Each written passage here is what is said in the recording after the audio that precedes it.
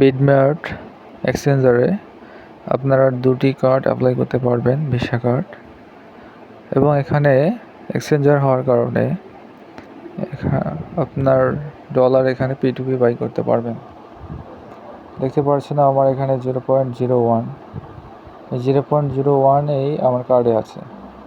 মানে এখানে কার্ডে লোড করার কোনো লিমিটেড নাই, আপনারা যাই কিনবেন তাই এখানে কার্ডের ডলার। কিন্তু কার্ডের এখানে মিনিমাম ট্রানজ্যাকশন হলো $1, $1 উপরে, মানে কেনাকাটার ক্ষেত্রে $1 উপরে। দেখতে পাচ্ছেন আমার এখানে যেটা আছে ওটাই আবার শো হচ্ছে এখানে।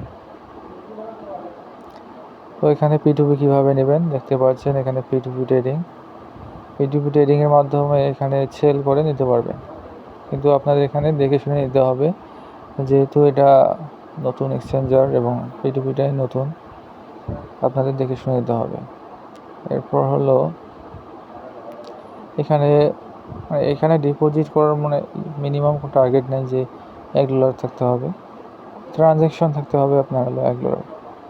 দেখতে পাচ্ছেন আমার ট্রানজ্যাকশনগুলো, যে এখানে হলো $1.5, এখানে $1 একটু বেশি, এখানে $1 কম হলে নেবে না।